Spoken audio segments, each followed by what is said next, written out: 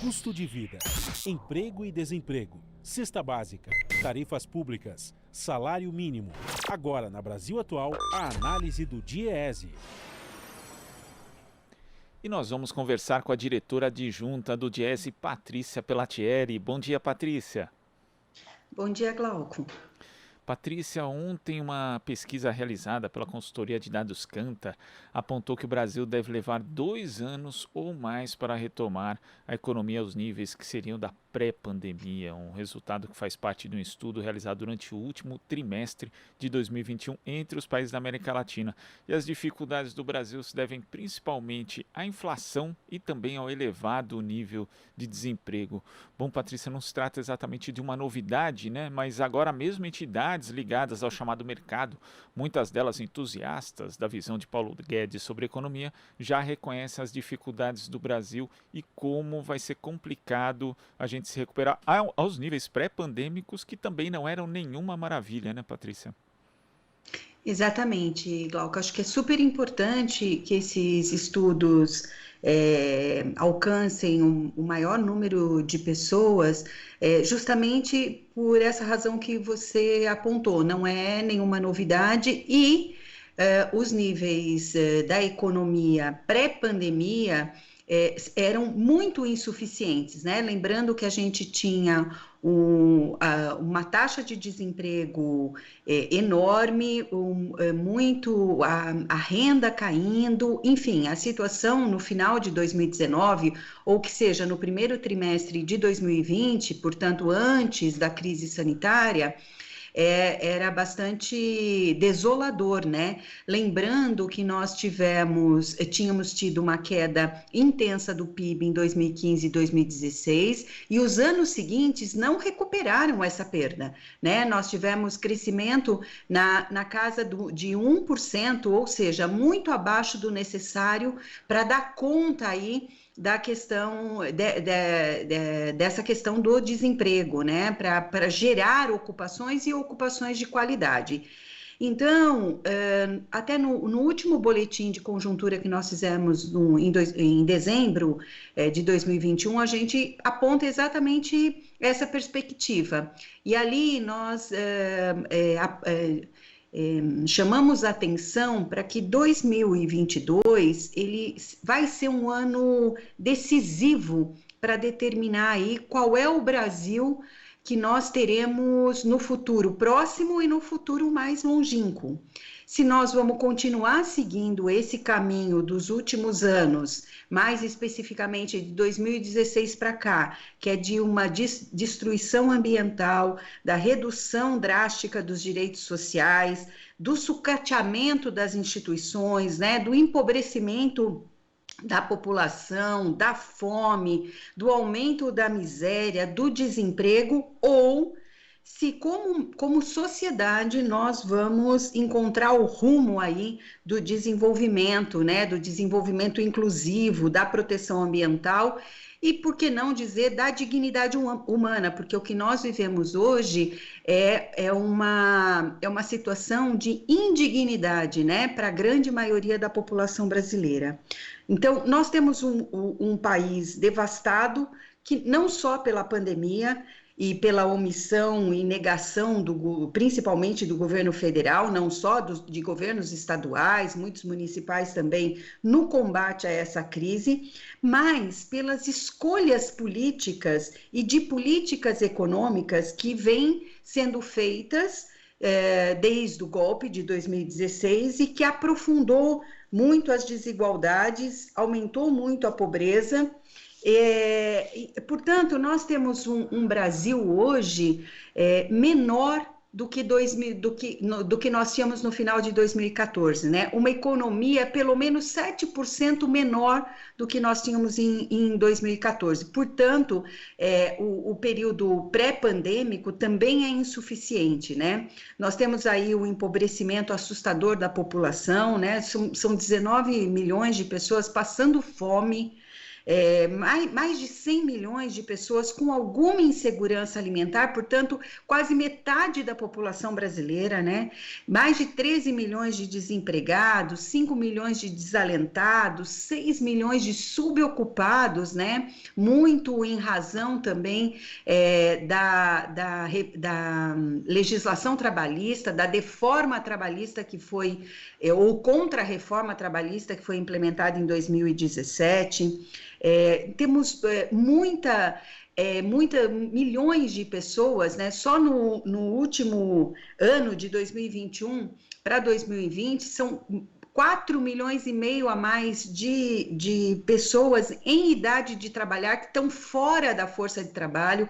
É um desperdício enorme para um país que quer se desenvolver, né? Uma queda brutal da renda do trabalho e na outra ponta, uma concentração enorme da renda do 1% mais rico, mesmo durante a pandemia. E a inflação aí que é apontada como uma das principais razões aí para a não recuperação do Brasil no próximo período, é bom a gente lembrar que ela não é algo inexorável. Essa inflação ela não acontece por destino, ela é fruto também de escolhas políticas que foram feitas e estão sendo feitas, né? A gente mais de uma vez já conversou sobre isso. As razões da inflação têm a ver com o preço, principalmente a inflação dos alimentos, que é o que mais afeta a população mais pobre, tem a ver com as escolhas de acabar com os estoques reguladores, com retirar o apoio à agricultura familiar, que é produtora de alimentos, com a escolha do plantio de commodities ao invés de plantio dos alimentos, a escolha da política da Petrobras, que impacta nos combustíveis, a questão do investimento na matriz energética, que também impacta na produção dos alimentos. Portanto, essa situação que nós vivemos e a perspectiva para frente tem a ver com as escolhas que nós fazemos dos nossos governantes e as escolhas que fazemos para o desenvolvimento do país, né? A gente olha a indústria de transformação, que ela é fundamental para o desenvolvimento de qualquer país, e nós vemos que em 2021 ela não tem nenhum resultado positivo, né? O IED acabou de soltar um estudo sobre a indústria, que eles, enfim, é um instituto que acompanha a indústria paulista e a indústria nacional, e apontam que o Brasil é dos poucos países da América Latina que teve um resultado negativo na recuperação da indústria. E isso também tem a ver com as escolhas dos investimentos que se faz, né? Então, os dois fatores que poderiam ser alavanca aí para o crescimento e retomada da geração de empregos no Brasil, nós não vemos nenhum indicativo com as políticas que estão aí. Um é a questão do consumo interno. Para isso, você precisa colocar dinheiro na mão das pessoas. Portanto, nós precisaríamos ter um programa aí de uma transferência de renda intensa, né? E a questão do investimento público, né? E que também nós não vemos na rota aí desse governo. Pelo contrário, a proposta que está colocada é de aprofundamento dessa mesma política que promove essa recessão enorme no país. Então, 2022 é muito decisivo aí para o nosso futuro, Glauco. Em relação a essas escolhas políticas que você ressalta, Patrícia, nós poderíamos, inclusive, né, diversos países sofrem com a pandemia, sua economia acaba recebendo os impactos, né, dessa crise sanitária, mas eles tentam, de alguma forma, fazer com que o Estado minimize o impacto disso, principalmente nas classes mais pobres, nas classes mais vulneráveis. Aqui no Brasil nós tivemos o auxílio emergencial, que foi uma solução, aliás, forjada pelo Congresso Nacional, junto com parte da sociedade civil, porque a proposta inicial do governo, é sempre bom lembrar, era de R$ 200 e depois fechou em 600, mas também acabou sendo interrompida, causando aí muita dificuldade para as famílias mais pobres. Depois tivemos o desmonte do Bolsa Família. Então, mesmo quando a economia anda mal, é possível, né? Como a gente viu, por exemplo, aqui no Brasil em 2008, 2009, que tivemos uma grande crise internacional, atenuar esses impactos para a população. Mas isso também não foi feito aqui no Brasil, né, Patrícia? Então a gente tem uma conjunção de uma economia que vai mal e a população também vai mal, até pior do que a economia? Exatamente, nós, mais do que poderia, na verdade, a obrigação do Estado atuar como um agente anticíclico, né? Então, sem dúvida, o Estado tem toda a capacidade para reverter, ou não só minimizar, mas como reverter esse tipo de crise econômica, né? Então, tem várias políticas que podem ser adotadas para minimizar esse fato. Você bem lembrou da questão da transferência de renda, e já tem aí, pululam estudos que mostram que a queda do PIB brasileiro só foi de 4,5% em 2020, porque teve essa transferência de renda um pouco mais robusta, ainda insuficiente, mas um pouco mais robusta, e você bem lembrou, Glauco, que foi uma ação da sociedade, né, das organizações, do movimento sindical, pressionando o Congresso. Vamos lembrar que esse Congresso é conivente com essa situação, não só conivente, eu diria, inclusive, tem parte dessa culpa nessa situação que nós vivemos hoje, porque tem lá centenas de pedidos de impeachment para tirar esse governo, e eles dormem na gaveta do presidente da Câmara. Então, isso já deveria ter sido feito, e a situação da população brasileira poderia estar numa outra situação. Portanto, o Congresso só aprovou a medida porque foi muito pressionado pela sociedade organizada. Então, acho que, de fato, nós só teremos uma boa saída se a sociedade e as organizações da sociedade civil se organizarem com força para fazer essa mudança. E a mudança vai para, mais do que o governo, vai para também as instituições legislativas que têm parcela de culpa nessa situação.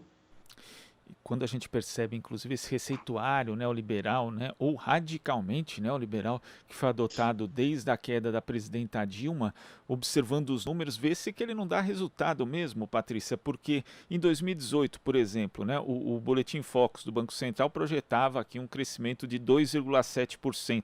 Aí a economia cresceu 1,3%, menos da metade daquilo que se previa. Já no primeiro ano de Jair Bolsonaro, a previsão era de 2,53%. Depois o IBGE anunciou um PIB de 1,1%, também menos que a metade. Teve uma revisão para 1,4%, uma segunda revisão foi para 1,2%, mas muito aquém das expectativas. Então, o receituário que é adotado, ele não funciona do ponto de vista econômico, não funciona do ponto de vista social. Você estava falando da questão da proteção, né, da conivência, ou quase da cumplicidade do Congresso Nacional em relação a isso, mas vemos também uma proteção de boa parte da mídia tradicional, porque quando se fala, por exemplo, de reversão da reforma trabalhista até para fortalecer o mercado interno e favorecer a economia, essa mídia tradicional se posiciona de forma contrária.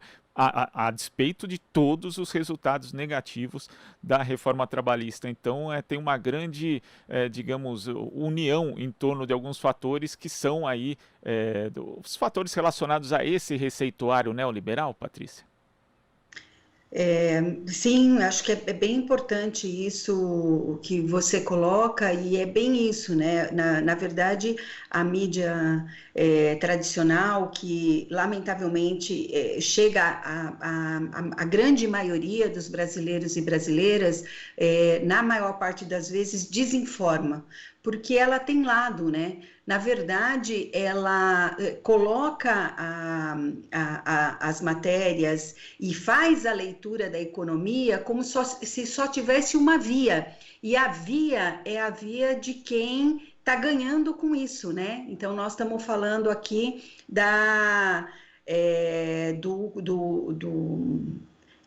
dos grandes financistas, né?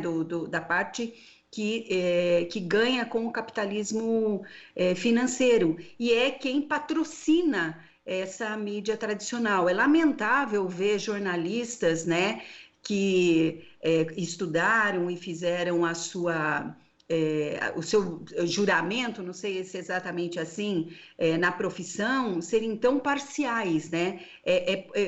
Os comentaristas darem as suas opiniões é uma coisa. Agora, o jornalismo deveria privilegiar, como se procura fazer, privilegiar todos os lados. E aqui, a leitura da economia há muitos anos, vamos dizer, já eu não vou tão para trás, mas desde da elaboração lá do governo Fernando Henrique, é pautado como se só esse caminho existisse. Se só pudesse ser assim, sobe a inflação, sobe juros, sobe como se não existisse outras possibilidades. Isso é muito ruim, porque as pessoas vão acreditando que de fato não tem outra saída e que é possível só melhorar um pouquinho. E nós, técnicos, vamos dizer assim, estudiosos do assunto, sabemos o quanto tem de mentira nisso e o quanto é possível, sim, de fato, fazer escolhas que privilegiam os segmentos mais empobrecidos da população ou a grande maioria da população de um país. Patrícia, muito obrigado pela sua análise aqui no Jornal Brasil Atual e até a próxima. Até mais, um bom dia. Bom dia. Conversamos aqui com a diretora adjunta do Diese, Patrícia Pelatieri.